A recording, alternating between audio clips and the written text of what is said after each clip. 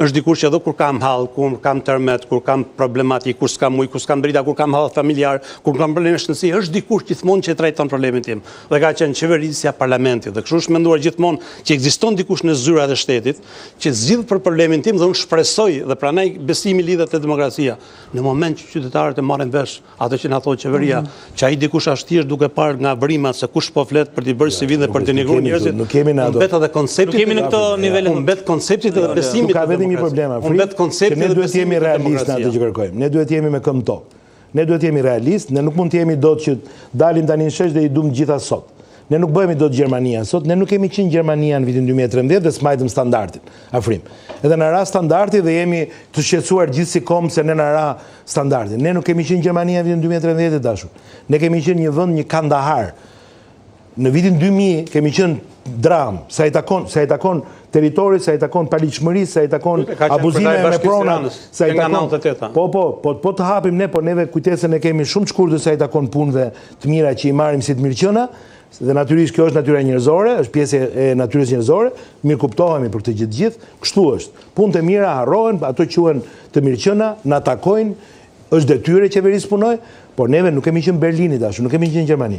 Dhe ne nuk mund dalim pa pritur sot në mes Tiranës dhe themi pse nuk kemi Berlin sot. Ne kemi po i fyni ata qytetarë.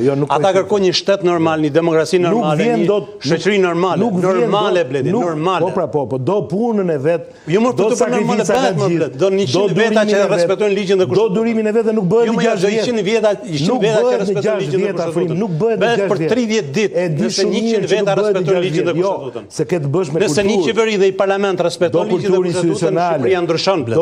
Do kulturë. Madje në kushtetunë nëse 2 veta vjen dakord.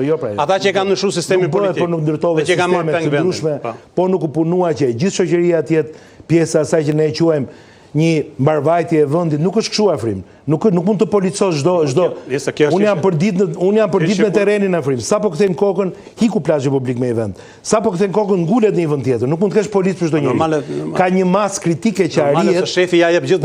Po duhet arrihet besueshmëria, duhet arrihet besimi tek shteti jot, dhe ky besim është investimi më i fortë që ne do të bëjmë për ligj. Ligji e respektimi i ligjit. Por është shumatoria e të gjitha edhe përgjegjësia publike. Dy elemente që prandaj kanë dalë njerëz në rrugë. Është shumatoria e suksesit të qeverisjes, po është dhe shumatoria e sjelljes së qytetarëve ndaj vendit vet. Dhe ne në dy krahat duhet punojmë bashkë, edhe ne dhe shoqëria. Nuk mund të mbash policë për çdo fenomen afër. Dhe të policosh çdo gjë. Nuk mund ta bësh çdo gjë vetëm me detyrim dhe vetëm me gjoba. Është edhe një proces edukimi, është edhe një proces i cili është gradual, i cili vjen me dhe të mirat materiale, të jap më shumë nga taksat e mia. Me dhe më shumë të mira materiale, merr më shumë nga taksat e mia. Derisa të shkosh ke nivelet e atyre. Nuk bëhen ato që kanë bërë ata, ato tramvaje, ato gjëra që kanë ata ande, ato punë të mia. Po më nëse zëvendës kryeministër nuk i merrte ato 50 milionë euro atje, po kështu funksionon. Kjo është e marrë shumë. Kjo është banalizim fare. Duhet i jepsh drejtë të spaku të hetoj. Ju nuk ja dha drejtën për të. E ka gjithë të drejtën. Jo nuk ja dha te 50. Dhe ju e dini shumë mirë që e ka dhe e vijon të drejtën që tetoj në çdo aspekt. Nuk ka drejtë. Ajo vazhdon të jetë zëvendës kryeministër. Ju jeni pjesë e studimeve ose partia vendosi që ajo nuk ka drejtë ato. Ju dini gjitha lajmet, hetimet, ne jemi të gjithë të hetueshëm. Imuniteti jonë nuk pengon askënd që ne të hetohemi. Po pse votoni kundër pastaj? Vetë kundër hetimit.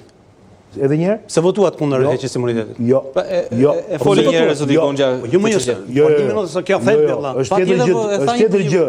Është tjetër gjë të votosh për atë që thoni ju dhe është tjetër gjë kjo që hetohesh apo jo. Po pse në votuat kundër? Jo, ai kundër korrupsionit. Ai përballën me drejtsinë. Edhe një herë. Votimi kundër një akti i cili do çonte në heqjen e lirisë nuk ka lidhje me drejtën e hetimit. E drejta e hetimit pikërisht ndoshta për këtë është votuar, sepse e drejta e hetimit është e garantuar. Prandaj, të lutem, po e drejta e hetimit është e garantuar. Po ju po e shikoni që ka hetime që vijojnë.